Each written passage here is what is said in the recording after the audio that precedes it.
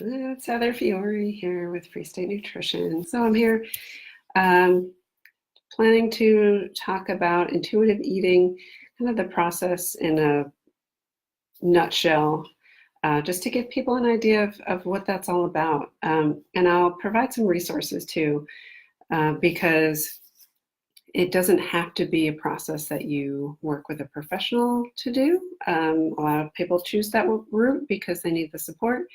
But there are other ways. There's kind of the do-it-yourself route as well that you might choose. But I'm hoping that after hearing about it, you decide this is the thing because, well, anyway, that's how I feel about it.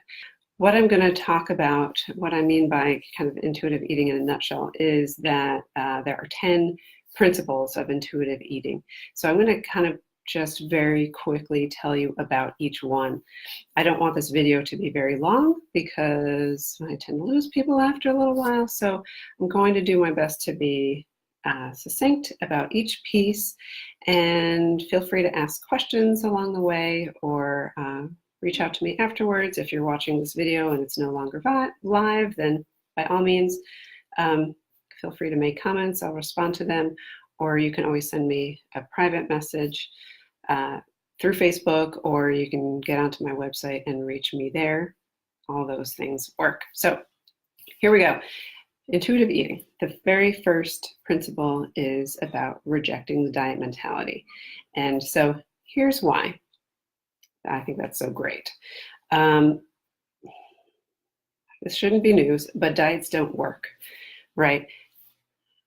There's a multi-billion-dollar industry for people looking to lose weight, looking to change their diet, and it preys on the desperation of people.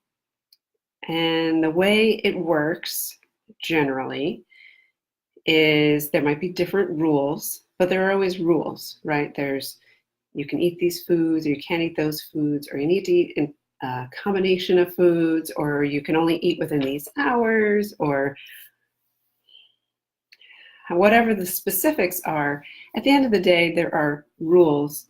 And guess what else? Restriction. There is caloric restriction for any diet. If you don't have, if they're promising weight loss, there's a caloric restriction component. End of the story. They may claim that there isn't, but sure enough, there's caloric restriction. So the body doesn't like that. When your body feels that it's not getting enough calories, it rejects that and revolts and sends these hunger signals to you, and they get stronger and stronger. And then guess what happens? When you eat, you get another signal that just says, keep eating, keep going, until you have gotten really stuffed and full, or you've eaten all the food in front of you, or you're now so full of guilt and shame that you stop because of those reasons. So that's not very effective, is it? And it might take you a while to get there, right? Like you might follow along with the rules and the restriction. It could be a couple days, could be a few weeks, could be months, could be several months. Actually, you might actually see some weight loss before it starts to fail. But I promise you, it will fail you, this diet. And it's not because that you are weak-willed, you don't have enough willpower, or you're just bad at dieting or something. It's because the premise of diets is fraught. It is set up to fail.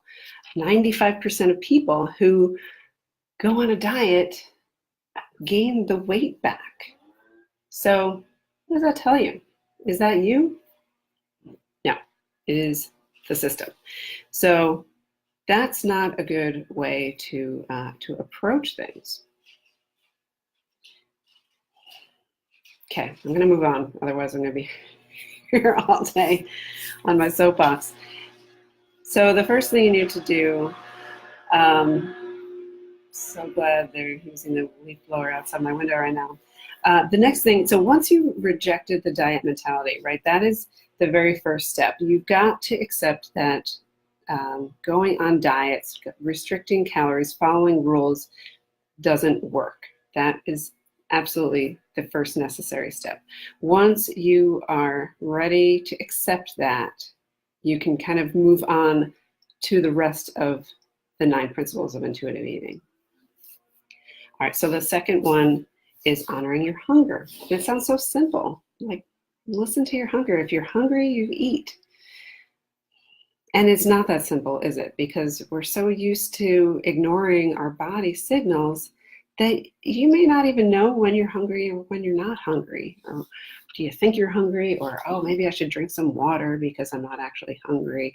I mean, we have all these little tricks that we do to try to get around eating. And we think that's the right thing. Like, maybe if I drink water, maybe if I distract myself, then I can avoid eating longer.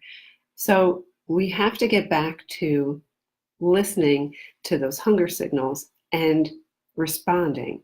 And when you do that, it's a positive feedback loop. Then your body will become more reliable with sending the signals. And you can always trust that when your body sends a hunger signal, it means it, so you eat. And that's how it works. It's can be challenging at first to kind of get back to that, to trusting your body and figuring out when those cues are coming in. But when you do it, it makes sense. And it's what kids do, right? Kids know how to listen to their hunger. And we just, as adults, have gotten away from it because we're trying to follow all these rules from all these diets instead of just looking inward for the right signs. Okay. That is principle number 2. Principle number 3 is making peace with food. And here is where you give yourself unconditional permission to eat. And this part is really scary for people sometimes. Being able to allow yourself to eat, not everything, okay? That's not the message. The message isn't go out and eat everything under the sun. It's that anything could be on the table. You're allowed to eat anything that your body feels like eating. And there's no good food, there's no bad food or healthy or unhealthy at this point. It's just all food, okay? If you take the value away from the food, then it loses its power. You know, if you've got these sort of forbidden foods, what happens? You want to eat them more, right? So you've got to step back, let yourself eat food, and take the value away from it. Just plain old food. If you feel like eating cookies, you eat cookies. If you feel like eating fast food, then you go eat fast food. And if you feel like eating salad, then you eat a salad. You have to respect your hunger, though. Like, eat when you're hungry, not just eat any old time your brain gets the idea that it's time to eat. You've got to listen to hunger, and then stopping when you're full also. So that's an important piece. And then also afterwards, paying attention to how that food made you feel, right? Because part of the learning process here is figuring out what our bodies want and need. And if you listen, your body will tell you, but you've got to be listening. Okay, so anything is on the table.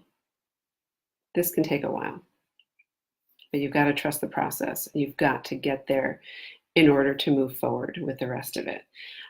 Once you feel like you found a place where you can eat anything, and you do, you know what happens is the foods that you felt like you couldn't control, that you can't trust yourself with, all of a sudden they lose their power.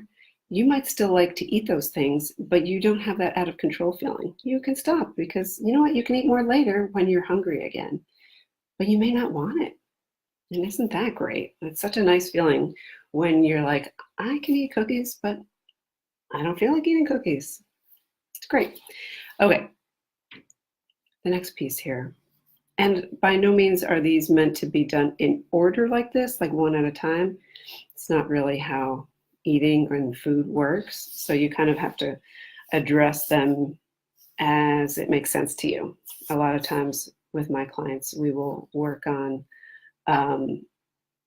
more than one at a time. We kind of juggle a few as it makes sense.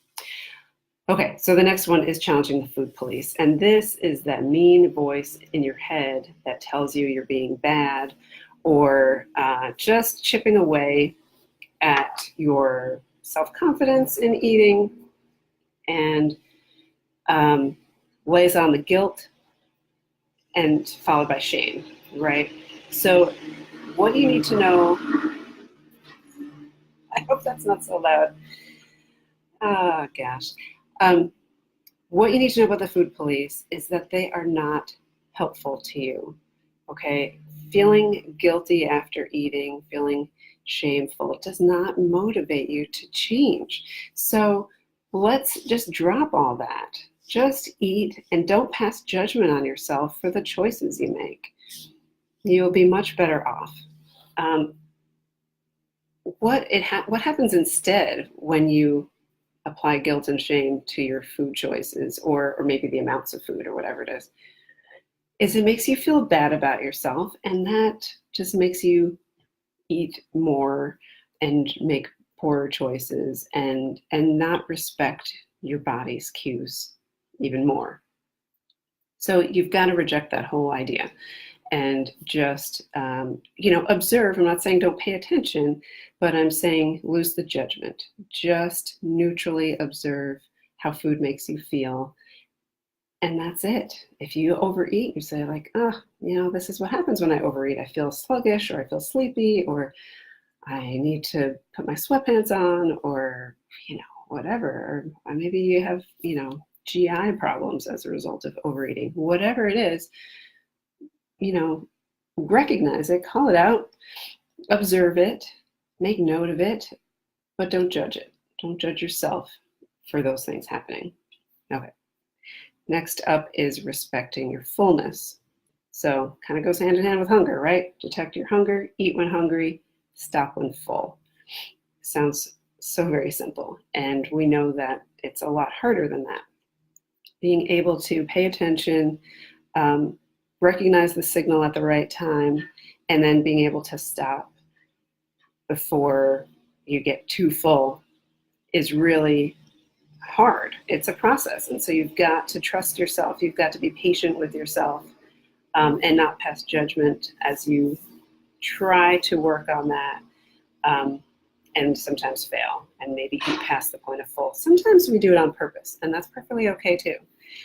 If you're intentional, then you're doing it right. Okay, but if you accidentally eat too much food, what you want to do is just sort of observe, okay, well, what happened there? How could I have done things differently? How might I do it differently next time? How can I change the outcome? That's all. You just look and see, how can it be different next time if you're hoping for a different outcome. All right, next up is discover the satisfaction factor. And so this is where we really need to make sure that the food we're eating is enjoyable and satisfying, right? Because food isn't just a matter of like filling the hole that is our stomach. We could eat almost anything and get full, but is it going to satisfy also, right? Because sometimes you eat something, maybe isn't what you want, but it's what you have or what you think you should be eating. And then you're left looking for more, even though you know you're not hungry. And that's because your food wasn't satisfying to you. So you really want to make sure that the choices you're making are satisfying. And if you've embraced that unconditional permission to eat, you should be able to get there. But beyond that, you also need to just, be present with your food. You need to pay attention. You need to make sure you're tasting, engage all of your senses, or as many of them as possible, in your eating experience. Because sometimes we just eat food and we remember what it tasted like. So we just we just go with it. We don't necessarily actively, pay attention and taste and make sure it's still good, because our taste buds change. We might be remembering what something tasted like, but it doesn't taste like that anymore. It's not as good as it once was, or you're just not as interested anymore. But if you're not paying attention, you may not notice. So when you're really paying attention, sometimes things lose their interest, or you lose your interest in things, or you get more pleasure out of it. And when you get more pleasure out of it, you usually don't need as much of it to get satisfied. So that's always good. Now, honoring your hunger or your feelings without food. And this is about emotional eating. And almost everyone I talk to self-reports as an emotional eater. It's actually normal to sometimes use food when we're happy, we're celebrating, or maybe we're sad, we're mourning, or we're frustrated, or, food is just there for us with every emotion. And that can be a normal thing, but you also need other ways to deal with your emotions. Because guess what? If you're eating because you're lonely, you're still going to be lonely when the food's gone, right? So we need to make sure we have healthy ways to deal with our emotions. And if you need a therapist to work that out, then get yourself a therapist. If you just simply need to figure out some other things to do that are going to help you through certain things, if it's boredom, then guess what? Make a list of things you could be doing instead, things that you want to do, not just things you should do, like laundry. No, find some fun things, some hobbies or interests that you have, make a list of those things. And go to that list when you find you're bored thinking about food. So depending on, which kind of emotional stuff leads you to food, you want to make sure that you find ways to address it. Okay. Respect your body. All right, so here we are. It doesn't have to be that you love and embrace every aspect of your body. It's great if that's where you can get, but it might just be, I am okay with where my body is at. Maybe I still want to change it. I want to lose some weight, maybe, but I'm okay with where I am now. If I lose weight or I don't lose weight, I'm still okay. That's kind of where you want to be. There are hopefully some aspects of your body that you do like, and so you can try to redirect your attention. Like if you're finding that, you look in the mirror and your eyes go right to the thing you hate the most about yourself, you kind of need to redirect and try to pick out some other things that you like, or just maybe stop, looking. It just kind of depends where you're at with that. But if we think about treating ourselves the way we would treat any other person on the planet, maybe not people online, but people in real life, would you talk to anyone else the way you talk to your own body? Probably not. You would not have many friends if you talk to them the way you talk to your own body. So think about that and try to be kinder. Try to say something that you would say to a friend of yours or just somebody on the street, and start there. Because if you can believe all these mean things about yourself, you can believe positive things too. So even if it's not entirely true or you don't totally buy it at the time, it doesn't matter. Because if you say it enough, you'll start to believe it. And that's all it is just kind of turning the channel and making it more positive. We could be here all day talking about body image, but we're just going to keep on going. Okay, so the next thing, we got 2 more principles of intuitive eating. And the second to last one is exercise, feel the difference. And what that means is that exercise is not just a means to an end. It's not just a way to earn your food or penance for the food you've already eaten or some sort of punishment. Okay, that's not what exercise is. It is something that should be somewhat enjoyable while you're doing it. It should not feel torturous, but you're doing it for the right reasons. You're doing it because it feels good. You like how your body feels afterwards, and you want to take care of your body. Those are the reasons to exercise. And there are lots of ways to figure out, there are lots of different kinds of exercise, lots of options as far as what you do, whether you do it at home or you're outside or you're at the gym or you're with friends or you're, in a sport or whatever it is. It doesn't matter. There's not like one special thing that's best. The thing that's best is the thing that you like doing and you're going to keep doing it. The other thing is that sometimes you need to kind of reevaluate seasonally or periodically, because maybe it works for now, but it's not going to work later. If you like to be outside, probably at some point outside isn't going to be an option, either because it's raining or because it's winter for months on end. So you kind of need to have a couple different plans, but truly paying attention to what feels good, what you like doing. Otherwise, if it's torturous, you're not going to keep doing it. The final thing here is honoring your health. And this is where you kind of tie everything together. You take into account any health conditions that you have, any,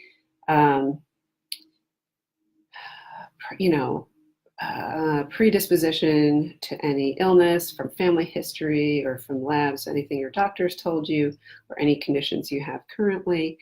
Kind of figuring out how to address those things as well as doing it intuitively. And so sometimes we have to make some changes to, foods that we choose in order to, try to bring our cholesterol down or manage our diabetes better or address blood pressure. But you do it in a way that feels good. If you've got this foundation of intuitive eating, it's not going to feel like a diet. It's just going to feel like, okay, there's just another piece of information to consider, and I'm going to do this in a way that feels good and right for me and my body. All right. That was a lot longer than I was hoping it was going to be.